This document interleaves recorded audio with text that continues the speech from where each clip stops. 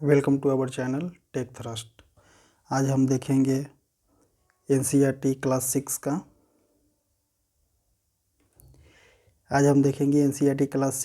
का। साइंस वस्तुओं के समूह बनाना। इसमें मेन क्या बताया गया है, वस्तुओं के समूह हमें किस तरह से बनाना है।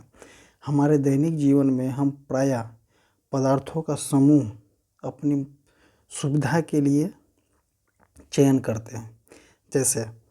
जैसे हमें बनाना होता है, जैसे लकड़ी का वस्तु बनाना होता है, किसी धातु लोहा का वस्तु बनाना होता है, एल्युमिनियम का वस्तु बनाना होता है। उसमें किस तरह, अगर लकड़ी में बनाना होता है तो मेज बनाना होता है, कुर्सी बनाना होता है, टेबल बनाना होता है।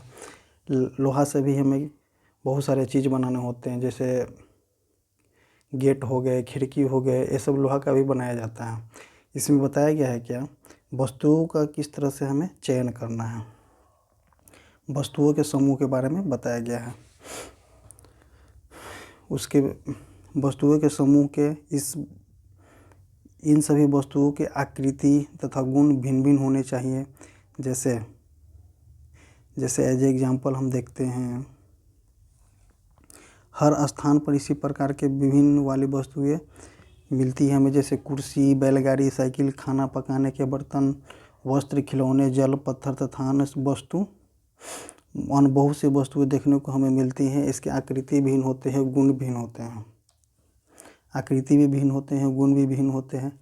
हमें इस तरह से कैसे पहचाना जाता है, इसमें क्या बताया कि वस्तुओं का समूह है। अगर हम गोल वस्तु रखे हुए हैं तो गोल वस्तु में लकड़ी का वस्तु कौन सा है, लोहा का वस्तु कौन सा है। लोहा के वस्तु में गोल वस्तु रखा हुआ है, जैसे लोहा का चेयर है तो चेयर रखा गया है, टेबल है तो टेबल रखा गया। मेनली 6 क्लास का पोर्शन है जो बहुत थोड़ा सा आसान भाषा में है। अब आगे हम इसमें मेन क्या है, इसमें मेन देखिए, हमारे दिया हुआ हमारे चारों ओर की वस्तुएं एक अथवा एक से अधिक पदार्थों के बने होते हैं।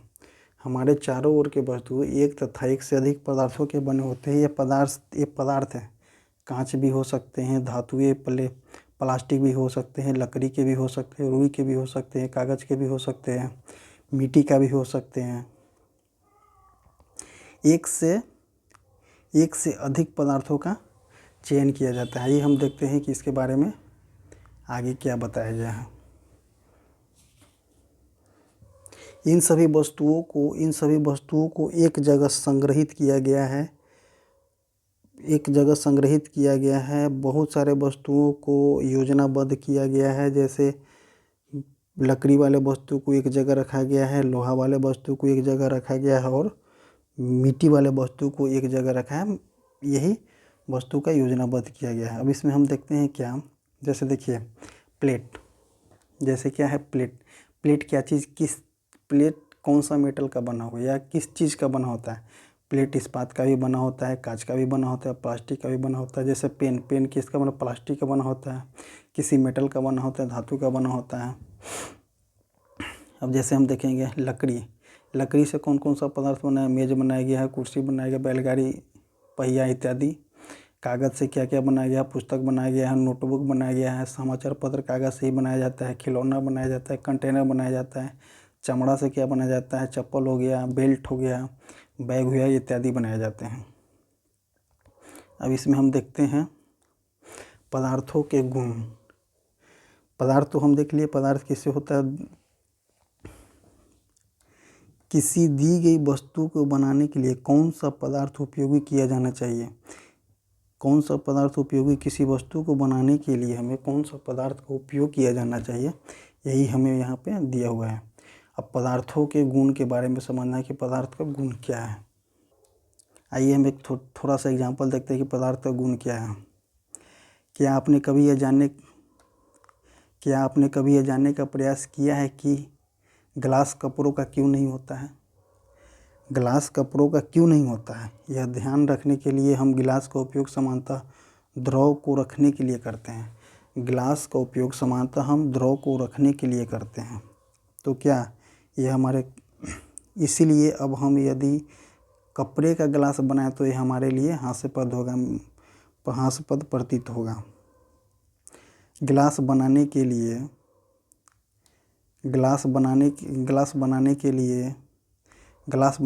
हमें कांच, प्लास्टिक, धातु, कोई ऐसा पदार्थ लेना चाहिए जो जल को रोक सके। इसी प्रकार खाना बनाने के वाले पात्र कागज़ का उपयोग नहीं किया जाता है, इसके लिए किसी मेटल का उपयोग किया जाता है। जैसे हम देखेंगे यहाँ पे उस पदार्थ के गुण तथा उपयोग की जाने वाली वस्तु का प्रयोजन पर निर्भर करता है। अतः पदार्थ के वह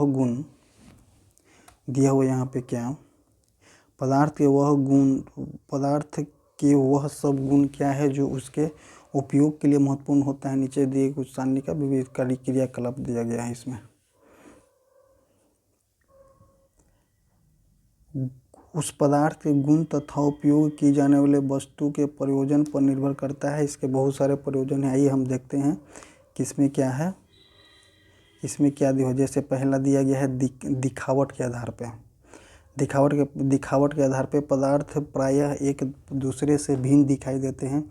लकड़ी लोहा से बिल्कुल भिन्न दिखाई देता है।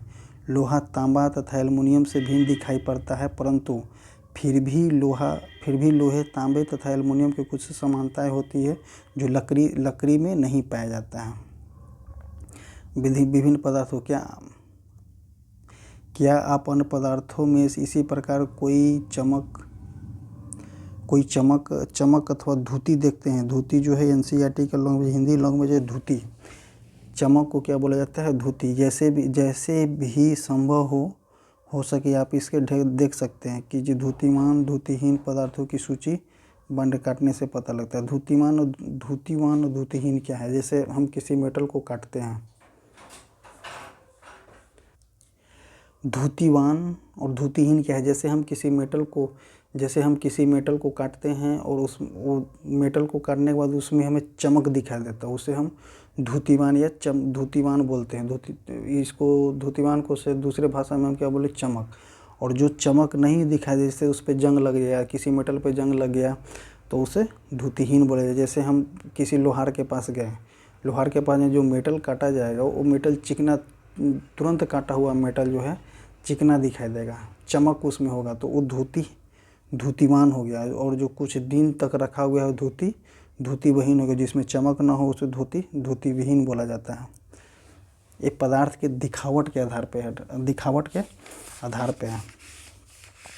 अब देखेंगे हम पदार्थ के कठोरता के आधार पे। जैसे पदार्थ जिसमें इस प्रकार की धुति होती हुई प्रायः धातु होते हैं।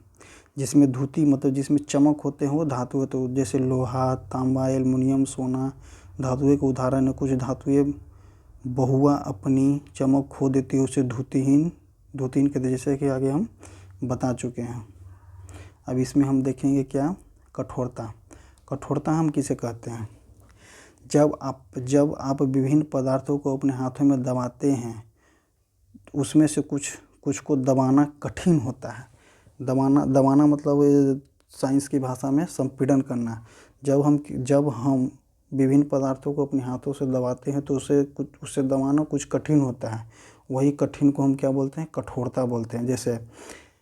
जैसे लोहा को दबाइए, चाबी को दबाइए, मोम को दबाइए, लकड़ी के दबाइए, तो इस सब में भिन्नता पाया जाएगा। इसी को हम कठोरता कहते हैं। अब इसमें कोमल क्या है? कोमल पदार्थ क्या है? वे पदार्थ जिसमें आसानी से संपीड़न किया अथवा खरोंचा जा सकता है। देखिए, कोमल पदार्थ, वे पदार्थ जिसमें आसानी से संपीड़न किया अथवा खरोंचा जा सके उसे कोमल पदार्थ कहते हैं। जबकि अन्य पदार्थ जिसमें संपीड़न करना कठिन हो कठोर पदार्थ कहलाता है। कोमल पदार्थ क्या कहलाएगा? जिसमें आसानी से संपीड़न किया जा सकता है, मतलब आसानी से दबाया जा सकता हो और खरोंचा जा सकता हो, वो कोमलता कहलाता है। इसके सीधे ऑपोजिट में आ जाइए। ऑपोजिट में जिन्हें संपीड़न ना किया जा सकता हो, कठिन करना हो और खरोंचाता ना हो, उस पदार्थ को क्या बोलते हैं? कठोर कहलाता है। अथवा उदाहरण के लिए रुई तथा स्पंज कोमल है जबकि लकड़ी कठोर है। उदाहरण के लिए जैसे रुई बहुत ही स्पंजी है, कोमल है, और लकड़ी जो है बहुत ही कठोर है। विलेय अथवा अविलेय, देखते हैं विलेय अथवा अविलेय। चौथा क्या है, नेक्स्ट क्या है, विलेय अथवा अविलेय। हम देखेंगे 2 कंटेनर लेंगे, एक में जल भर देंगे, दोनों में जल भर देंगे, एक में नमक डालेंगे, एक में लकड़ी का कोई बुरादा डालेंगे। जो जल में विलेय हो जाएगा उसे विलेय बोलेंगे, जो जल में विलेय ना होगा उसे अविलेय बोलेंगे। जैसे नमक जो है जल में पूरी तरह से विलेय होता है, और कोई लकड़ी का बुरादा हो, लोहा का बुरादा हो, जल में पूरी तरह से, जल में विलेय है ही नहीं, मिट्टी हो गया, जल में विलेय नहीं, वो क्या कहलाएगा, अविलेय कहलाएगा। जल बहुत से पदार्थों को विलीन कर सकता है। जल जो है बहुत से पदार्थों को विलीन कर सकता है, इसलिए हमारे शरीर के प्रक्रिया में इसका एक महत्वपूर्ण भूमिका होती है। जैसे जल जो है हमारे शरीर, जल जो है बहुत से पदार्थों को विलीन करते हैं। जैसे जल में विटामिन एक घुला होते हैं जो हमारे शरीर के हर एक पोर्शन में पहुंचाते हैं। विटामिन के बारे में हम नेक्स्ट चैप्टर में पढ़ेंगे। जैसे एग्जाम्पल के लिए बहुत सारे द्रव होते हैं जो जल में विलीन न होते हैं, जैसे सिरका, नींबू का रस, सरसों का तेल अथवा नारियल का तेल, मिट्टी का तेल जल में विलीन नहीं होते हैं। जैसे नींबू का रस है, जल में पूरी तरह से विलीन हो जाते हैं। मिट्टी का तेल है, जल में विलीन नहीं होते, ऊपर छाल आ जाता है। नारियल का तेल है भी जल में विलीन नहीं होगा। बहुत सारे द्रव भी जो हैं जल में पूरी तरह से विलीन नहीं होते हैं। वस्तुएं जल में विलीन नहीं होते, बहुत से वस्तुएं जो है जल के ऊपर तैरते भी हैं।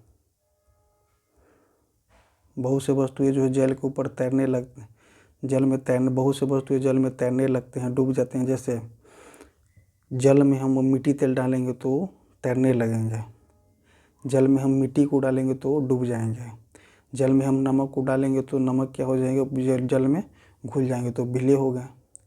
नमक जो है विलेय हो गए, मिट्टी जो हो गए अविलेय हो गया, और तेल जो है ऊपर छाल आ गया। अब आगे देखते हैं हम पारदर्शिता किसे, पारदर्शिता, अपारदर्शिता और प्रभासी। पारदर्शिता किसे कहते हैं, पारदर्शिता हम किसे कहेंगे, पारदर्शिता का सबसे अच्छा एग्जाम्पल पारदर्शिता हम किसे कहते हैं, उन पदार्थ अथवा सामग्री जिससे होकर वस्तुओं को देखा जा सकता है। वे पदार्थ सामग्री जिससे वस्तुओं को देखा जा सकता है उसे पारदर्शिता कहते हैं। जैसे कांच, जल, वायु अथवा प्लास्टिक पारदर्शी पदार्थों के उदाहरण हैं। अपारदर्शिता किसे कहते हैं, अपारदर्शिता किसे कहते हैं, जिससे होकर वस्तुओं को नहीं देखा जा सकता, जिससे होकर वस्तुओं को नहीं देखा जा सकता उसे अपारदर्शिता कहते। जैसे दीवार, लकड़ी के बक्से के अंदर क्या रखा हुआ है हमें पता नहीं होता है, इसलिए हम उसे अपारदर्शिता कह सकते हैं। अप्रभासी किसे कहते हैं, जैसे जिससे कुछ आंशिक भाग दिखाई देता हो। पारदर्शिता की प्रभासी किसे कहते हैं, पारदर्शिता, अपारदर्शिता और प्रभासी। प्रभासी हम किसे कहते हैं, जिससे हमें स्पष्ट दिखाई ना देता हो, या जैसे तेल लगा हुआ कागज, जैसे ऐसे पदार्थ जिससे होकर वस्तुओं को देख तो सकते हैं परंतु स्पष्ट नहीं देख सकते हैं। ऐसे वस्तुएं, यहाँ पे देखिए क्या दिया हुआ है, ऐसे पदार्थ जिससे होकर वस्तुएं को देख तो सकते हैं परंतु स्पष्ट नहीं देख सकते उसे प्रभासी कहते हैं।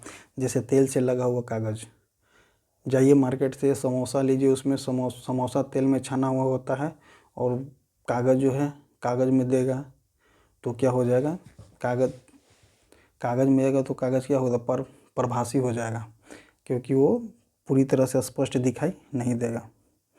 मेन एग्जाम्पल ये हुआ। अब आगे हम देखते हैं अपारदर्शी, पारदर्शी तथा प्रभासी के समूह के रूप में किस तरह से बांटा जाता है। हमने यह भी सीखा कि पदार्थ को अपनी भिन्न भिन्न दिखावट होती तथा इसके जल अथवा अन्य द्रवों में मिश्रण होने के ढंग भिन्न भिन्न होते हैं। वे जल में तैर अथवा डूब सकते हैं, अथवा पारदर्शी या पारदर्शी और प्रभासी हो सकते हैं। पदार्थों का समूहन उसके गुणों में समानताओं अथवा विभिन्नताओं के आधार पर किया जाता है। पदार्थों का समूहन उसके गुणों में समानताओं अथवा विभिन्नताओं के आधार पर किया जाता है। पदार्थों का समूहन उसके गुणों एवं समानताओं विभिन्नताओं के आधार पर किया जाता है। आइए हम देखते हैं, हम दैनिक जीवन में हमें दैनिक जीवन में समूहों में रखने की आवश्यकता क्यों पड़ती है। दैनिक जीवन में हम प्रायः पदार्थों को समूहों तथा अपनी समूहों में अपनी सुविधा के लिए रखते हैं। जैसे दुकान में जाइए, बिस्किट यहाँ पे रखा रहेगा, बिस्किट एक जगह रखा रहेगा, द मिक्सचर एक जगह रखा रहेगा, बहुत सारे इस तरह से रखा रहता है। उसे पदार्थों का समूहन हमें अपने दैनिक जीवन में सुविधा के लिए किया जाता है। आइए देखते हैं आगे क्या है। आगे दिया हुआ प्रमुख शब्द दिए गए हैं। कौन से कठोर किसे कहेंगे, कठोर किसे कहेंगे, अपारदर्शी किसे कहेंगे, अविलेय क्या है, खुदरा क्या है, रुद्र, धुतिमय क्या है, विलेय क्या है, पदार्थ क्या है, प्रभासी क्या है, धातु क्या है, पारदर्शी क्या है। ये एक इस चैप्टर का प्रमुख शब्द हो गया जी। इतना शब्द यूज किया गया है इस चैप्टर में कि इसके बारे में क्या क्या दिया गया, बस इससे ज़्यादा और इस चैप्टर में कुछ है नहीं। तो आइए देखते हैं हम इस टॉपिक को देखते हैं। कठोर क्या है, वे पदार्थ जिसको दबाने में संपीड़न करने में कठिन हो, वे पदार्थ जिसको संपीड़न करने में कठिन हो उसे क्या बोलेंगे, कठोर क्या है। खरोचा नहीं जा सकता है, कठोर कहलाता है। वे पदार्थ जिसको आसानी से दबाया जाता है और खरोचा जा सकता है उसे क्या कहते हैं, उसे क्या बोलते हैं, कोमल पदार्थ बोलते हैं। अपारदर्शी क्या है, जिससे होकर वस्तु के आर पार न देखा जा सकता, उसे अपारदर्शी करते हैं। अविलेय क्या है, अविलेय वे है जो जल में पूरी तरह से घुलता नहीं है, उसे अविलेय कहते हैं। रुद्र क्या है, खुरदरा क्या है, जैसे कुछ चिकना भाग ना हो करके खुरदरा भाग हो। जैसे मेटल को काटने पे मेटल खुरदरा होता है, उसे चिकनाने के लिए किसी मशीन की ज़रूरत होती है। धुतिमान क्या है, चमकीला, जैसे किसी मेटल को नया मेटल को हम काटें तो उसमें मेटल को काटने के बाद चिकना करने पे जो चमकीला पदार्थ होता है, चमकीला बन जाता है, वो चमकीला हो गया। विलेय हुए पदार्थ जो जल में पूरी तरह से घुल गए वो विलेय कहलाया।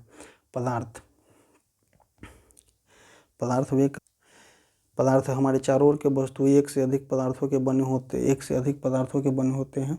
जैसे कांच हो गया, लकड़ी हो गया। पदार्थ के बारे में हम आगे चल के पूरी अच्छी तरह से पढ़ेंगे। धातु क्या है, जिसमें चमक होता है, जैसे लोहा, एल्युमिनियम, कॉपर, ये सब हो गया, क्या हो गया, धातु हो गया। प्रभासी क्या हुआ, प्रभासी वे पदार्थ जिसे आर पार दिखा जा सकते, प्रभासी हो गया। नहीं, प्रभासी जिसे आंशिक रूप से देखा जा सकता है, प्रभासी हो गया। पारदर्शी क्या हो गया, जिसे आर पर देखा जा सकता। चलिए नेक्स्ट क्या है, कि शॉर्ट फॉर्म दिया होगा इसका, इस चैप्टर का शॉर्ट क्या है। जैसे देखते हैं, हमारे चारों ओर की वस्तु अनेक प्रकार के पदार्थों की बनी होती हैं। सारांश दिया हुआ पूरा चैप्टर का। किसी दिए गए पदार्थ का उपयोग बहुत से वस्तुओं के निर्माण में किया जा सकता है। किसी वस्तु को केवल एक ही पदार्थ से बनाना संभव नहीं हो सकता, अथवा उसे विभिन्न प्रकार के पदार्थों से भी बनाया जा सकता है। विभिन्न प्रकार के पदार्थों के गुण भिन्न भिन्न होते हैं। सब पदार्थ का भिन्न गुण भिन्न अलग होता है। जैसे लकड़ी का गुण अलग है, लोहा का गुण अलग है, एल्युमिनियम का गुण अलग है। कुछ पदार्थ दिखावट में चमकदार होते हैं किंतु अन्य नहीं होते। कुछ खुरदुरे भी होते हैं, कुछ चमकीले होते हैं। इसी प्रकार कुछ पदार्थ स्पर्श करने से कठोर लगते हैं तो कुछ पदार्थ मुलायम लगते हैं। कुछ पदार्थ जल में विलेय होते हैं जबकि अन्य पदार्थ जल में अविलेय होते हैं।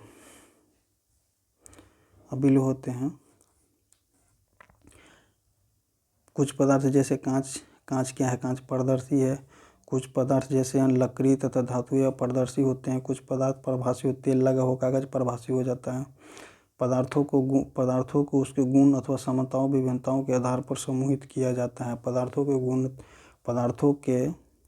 को उसके गुण में समानताओं और विभिन्नताओं के आधार पर समूहित किया जाता है। वस्तुओं को सुविधा तथा उसके गुण के अध्ययन के लिए एक समूह गठित किया जा सकता है। वस्तुओं की सुविधा के लिए तथा उसके गुण के अध्ययन करने के लिए एक समूह का संयोजन किया जाता है। चलिए, थैंक यू। इसी तरह से ये चैप्टर ख़त्म होता है। नेक्स्ट चैप्टर हम देखेंगे वस्तुओं के समूह को बनाना। इस चैप्टर को आज तो ख़त्म हो गया। प्रीवियस में एक चैप्टर और चला और है। अभी तो बहुत सारे चैप्टर है। अब हम देखेंगे नेक्स्ट चैप्टर। आपको NCERT 6 क्लास का NCERT साइंस का है। 6 क्लास का NCERT साइंस। NCERT को पढ़ने के लिए यहाँ से पढ़ने के बाद आपको एक NCERT 6 क्लास का बुक लेने के बाद इससे पूरी अच्छी तरह से पढ़ सकते हैं। पढ़ने के बाद अब आप अपने से भी समझ सकते हैं। Thank you.